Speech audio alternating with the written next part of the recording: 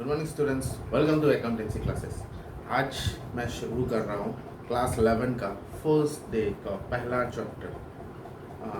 मैं क्लास 11 के स्टूडेंट्स को कॉन्ग्रेचुलेट करना चाहूँगा जो अपना क्लास बोर्ड एग्ज़ाम पास करके क्लास 11 पहुँचे हैं। तो ये वीडियो है 11 कॉमर्स के स्टूडेंट्स के लिए जो अकाउंटेंसी का पहला चैप्टर है उसको पढ़ना चाहते हैं। ओके, तो अकाउंटेंसी का जो पहला चैप्टर है वो है accounting and introduction. Accounting and introduction first chapter, this is a theory chapter actually. आप लोगों ने सुना होगा अकाउंटेंसी में बहुत न्यूमेरिकल्स होते हैं, टफ होता है वगैरह वगैरह। तो don't get panic, accountancy is not a tough subject, it is actually a subject which need more attention. ठीक है, आपको ज़्यादा ध्यान देना होगा, बट अगर आपने वो ध्यान दिया, अगर आप उसको कंसंट्रेट करते हैं तो I think it's a very interesting subject. और कोई भी चीज़ को अगर आप इंटरेस्टली करोगे तो वो कभी हार्ड नहीं हो सकता। Anyways, don't get fear, I am here for you. Alright, so let's start. First है accounting and introduction. Accounting, what do you think, what is accounting? Accounting क्या होता है?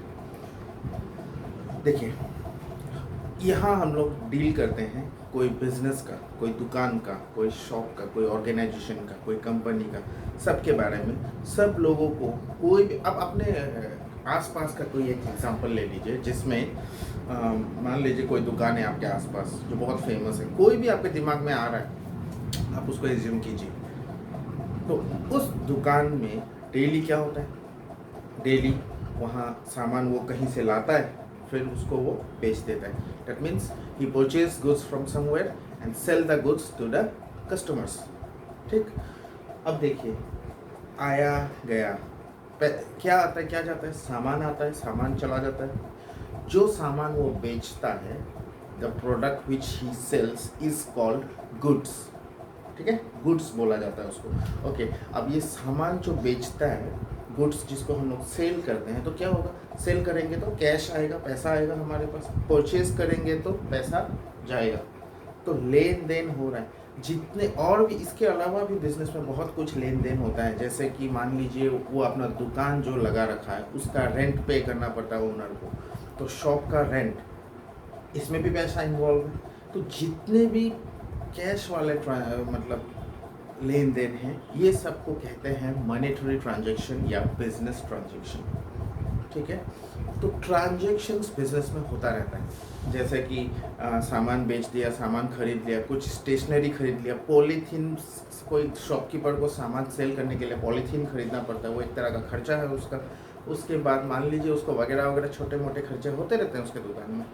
तो ये सब चीज़ का हिसाब रखना बिल्कुल ज़रूरी है, ताकि कंपनी को ये पता चल सके, बिजनेस को ये पता चल सके कि एट लास्ट कंपनी का प्रॉफिट हुआ कि लॉस हुआ। देखिए, एक दिन का हिसाब हम रख पाएंगे, शायद 2 दिन का भी रख पाएंगे कि आज के डेट में इतना सेल किया, उतना सेल किया, इतना कैश आया, इतना कैश गया, इतने पैसे बचे। 2 दिन का आप रख लीजिए, 3 दिन का रख लीजिए, आप साल भर का रख पाएंगे? नहीं ना। तो आपको ओवरऑल हिसाब रखने के लिए आपको एक कुछ मेंटेन करना बहुत ज़रूरी है, जिसमें आप सब कुछ लिख के रख सके कि आज के दिन में सेल कितना हुआ, परचेज कितना हुआ, आज के दिन में खर्चा कितना हुआ, कमाई कितना हुआ, वगैरह वगैरह। तो ये सब चीज़ को रिकॉर्ड करने के लिए हम लोग यूज़ करते हैं अकाउंटिंग। ठीक है, अकाउंटिंग एक ऐसा टूल है जिसमें हम लोग हर रिकॉर्ड्स, बिजनेस ट्रांजैक्शंस, मैंने अभी आपको बिजनेस ट्रांजैक्शंस के बताया, मतलब जितने भी पैसे से रिलेटेड लेन देन हैं बिजनेस के, उसका हिसाब रखने के लिए जो टूल यूज़ करते हैं उसको कहते हैं अकाउंटिंग। आसान भाषा में अगर आप समझें तो अकाउंटिंग मेरे हिसाब से, ये कोई बुक का डेफिनेशन नहीं, आप समझाने के लिए बोल रहा हूँ। देखिए, अकाउंटिंग एक ऐसा टूल है, एक ऐसा ऐप है, एप्लीकेशन, जैसे प्ले स्टोर में एप्लीकेशंस होता है, एप्लीकेशन है जिससे हम लोग रिकॉर्ड्स को बुक्स मेंटेन करके रख सकते हैं। मतलब देखिए, हर बिजनेस में सेल होता है, सेल का एक बुक बनाया आपने, कैश आना जाना होता है, कैश का एक बुक बनाया। आप सामान को बेचेंगे कहाँ से? कहीं से खरीदना पड़ेगा, अब खरीद के लाए, वो होता है परचेज, तो परचेज का एक बुक बनाए। आप एक्सपेंसेस पे करते हैं, उसका एक बुक, ये आप हिसाब अलग अलग जो रख रहे हैं, इसको मैं बुक्स कह रहा हूँ। ये बुक्स का हिसाब रख के हम लोगों का अकाउंटिंग बनता है। अब ये सब हिसाब रखने का एक सिस्टमेटिक तरीका है। अकाउंटिंग में हम लोग इसको प्रोसेस को सिस्टमेटिकली करते हैं ताकि वो बुक्स जो है इजीली अंडरस्टैंडेबल हो। जिसको आप ये इन्फॉर्मेशन आप किसको पहुंचाएंगे? अगर आप बिजनेस में अकाउंटेंट है, अगर आपको ये दुकान का अकाउंटेंट है तो आपको ओनर को ये इन्फॉर्मेशन देना होगा। तो ओनर को इन्फॉर्मेशन देने के लिए आपने बुक्स में लिख रखा है, वो अंडरस्टैंडेबल होना है और वो मतलब सिस्टमेटिकली रिकॉर्ड होना है, सही तरीके से रिकॉर्ड होना है। तो ये सही तरीके से करना ही अकाउंटिंग है, ठीक है। ऐसे ही बुक में जहाँ तहाँ लिख दिया that is not called accounting. तो इसका एक सिस्टमेटिक प्रोसेस है, जस्ट लाइक ऐप में बता रहा था। देखिए कोई भी एप्लीकेशन को अगर आपको चलाना हो तो आपको उसके बारे में जानना बहुत ज़रूरी है कि उसमें जो आइकन सब दिए हुए हैं किसका क्या काम है। फॉर एग्जांपल फेसबुक में आपको नोटिफिकेशन दबाने चेक करने के लिए कौन सा आइकन दबाना होगा, आपको प्रोफाइल पिक्चर चेंज करने के लिए क्या करना होगा, आपको किसी को मैसेज करने के लिए क्या करना होगा, कमेंट करने के लिए, लाइक करने के लिए क्या करना होगा, ये आपको पता है, इसीलिए आप कर पा रहे हैं। अगर आपको कोई नया यूज़र होता है जिसको ये सब पता नहीं, वो नहीं कर पाता, सिंपल सा बात है, ठीक है। तो अकाउंटिंग को भी अगर आप प्रैक्टिस करेंगे, आप सीखेंगे तो आप कर पाएंगे। फिलहाल आप लेमैन हैं, आपको नहीं पता, वही आपको क्लास 11 में सीखना है। तो अकाउंटिंग का मैंने आपको रफली बताया। अब चलिए डेफिनेशन की ओर चलते हैं। अकाउंटिंग क्या है? फिर से एक बार बता रहा हूँ, अकाउंटिंग है सिस्टमेटिकली रिकॉर्ड करते हैं, एंट्रीज को हम लोग रिकॉर्ड करते हैं, that is called accounting. Okay, अब देखिए अकॉर्डिंग टू डेफिनेशन क्या बोल रहा है। Accounting it can be defined as the practice of systematically recording, जो मैंने अभी बताया सिस्टमेटिकली मतलब मॉनेटरी ट्रांजेक्शन्स को रिकॉर्ड करना, रिपोर्ट करना and analysing the financial transactions conducted by a business. देखिए रिपोर्ट किसको करेंगे? ओनर को, मतलब जो यूजर यूज कर, सिर्फ ओनर ही यूजर नहीं हो सकता, बिजनेस का मैनेजर भी हो सकता है। मैनेजर आपसे पूछ लिया, अरे इस साल का सेल कितना हुआ, हम लोगों को सेल और बढ़ाना है, उसको कोई डिसीजंस लेने हैं जिसके लिए उसको अकाउंटिंग हिसाब रहना जरूरी है। कंपनी का फायदा हो रहा है कि लॉस हो रहा है, ये उसको पता होगा, तब तो वो कोई डिसीजन ले पाएगा।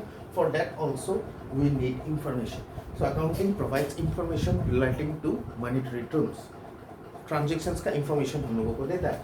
तो सिस्टमेटिकली मतलब समझ रहे हैं, सही तरीके से रिकॉर्ड करना, एंट्री करना and reporting and analysing. Analysing means क्या? फाइनेंशियल ट्रांजेक्शन, वो ट्रांजेक्शन फाइनेंशियल है कि नहीं, ये आपको एनालाइज करना है। मतलब वो ट्रांजेक्शन पैसे से लेन देन है वाला है कि नहीं, ये सिर्फ मॉनेटरी ट्रांजेक्शन रिकॉर्ड होगा। मॉनेटरी मतलब जिसमें पैसा इन्वॉल्व है, ठीक है, कंडक्टेड बाय ए बिजनेस, एक बिजनेस में जो कंडक्ट हो रहा है। सपोज दो आदमी के बीच में कुछ झड़प हो गया, दैट इज ऑल्सो ए लेन देन, मारपीट हुआ, एक दूसरे को पीटे, इसमें आपको कोई फाइनेंशियल ट्रांजेक्शन्स तो दिख नहीं रहे, नहीं हो रहा है, ये एंट्री नहीं होगा, ठीक है। मान लीजिए ओनर ने अपने एम्प्लॉय को शाबाशी देकर गुड जॉब कहा, उसको मोटिवेट किया, दैट इज ऑल्सो ए लेन देन, but that is not monetary. अगर उसको शाबाशी दे के उसको कैश पेमेंट करता है, उसको रिवार्ड देता है, पैसे देते हैं, कोई एम्प्लॉय ने अच्छा काम किया, उसको रिवार्ड दिया, अगर उसको उसके जगह पैसे पेमेंट कर रहा है, that is monetary transaction, that should be recorded कि कैश गया as a commission, as a salary, as a bonus, whatever, ठीक है, क्लियर आई थिंक। और एक डेफिनेशन मैंने लिखा है, देखिए अलग अलग राइटर्स का अलग अलग डेफिनेशन है। Definition should be good accurate if you are viewing the definition of an author। मतलब अगर आप कोई ऑथर का डेफिनेशन को एंट्री लिख रहे हैं, किसी ने लिखा हुआ है, तो वो आपको एग्जैक्ट लिखना पड़ता है, उसमें कॉमा का भी फर्क नहीं होना चाहिए। लेकिन अगर आप खुद बना के लिख रहे हैं तो वो आप अपने वर्ड में लिख सकते हैं। ये डेफिनेशन देखिए, accounting is the art of recording. Recording मतलब आपका जो बुक्स है, कैश बुक में कर लीजिए, कैश बुक में मैंने एंट्री किया, क्लासीफाइंग, देखिए हर ट्रांजेक्शन्स को रिकॉर्ड होता है जिसमें कैश इन्वॉल्व है। कोई ट्रांजेक्शन में कैश आ रहा है, कोई ट्रांजेक्शन में कैश जा रहा है। उसके बाद समराइजिंग, समराइजिंग मतलब ट्रांजेक्शन्स को अभी अंडरस्टैंडेबल मैनर में, देखिए मैंने क्लासीफाई कर दिया कि ये सेल का बुक है, ये परचेज का है, ट्रांजेक्शन्स को अलग अलग कर दिया मैंने। इसके बाद इसको क्यों हम लोग कर रहे हैं? किसी को ये इन्फॉर्मेशन देने के लिए ना, जैसे मैं अकाउंटेंट हूँ, मैं अगर ये सब हिसाब रख रहा हूँ, क्यों रख रहा हूँ? अपने लिए तो नहीं रख रहा हूँ। ये इन्फॉर्मेशन मैं ओनर को देना होगा, मेरे बिजनेस का मैनेजर्स को देना होगा, और बहुत सारे लोगों को, ये यूजर्स के बारे में डिस्कस करूँगा बाद में। तो ये इन्फॉर्मेशन किसी तक पहुँचाना है, तो जिसको पहुँचाना है उसको समझ में आए, ये इस तरह से प्रेजेंटेबल, अंडरस्टैंडेबल मैनर। उसके बाद इन्फॉर्मेशन को कम्युनिकेट करना, यानी कि पहुँचाना, किसको? फाइनेंशियल इन्फॉर्मेशन जो यूजर्स को to the users for making decision या फॉर डिसीजन मेकिंग। डिसीजंस लेने के लिए ओनर को डिसीजन लेना पड़ता है, मैनेजर्स को डिसीजन लेना पड़ता है। वो डिसीजन लेने के लिए सही इंफॉर्मेशन सही तरीके से पहुंचाना ही अकाउंटिंग है। तो इस वजह से भी अकाउंटिंग है, ये भी एक तरह का ऑब्जेक्टिव्स हो गए। अभी नेक्स्ट पॉइंट बता रहा हूँ। अकाउंटिंग आई थिंक आपको क्लियर है। आप कोई भी डेफिनेशन एग्जाम में लिखिए, बोथ आर करेक्ट, या अपने तरीके से भी आप लिख सकते हो, बट वो ऐप वाला मत लिखते ना, वो मैंने आपको जस्ट समझाने के लिए बोला। Anyways next objectives, why accountancy is prepared. Objectives हम लोगों को जानना है, ठीक है।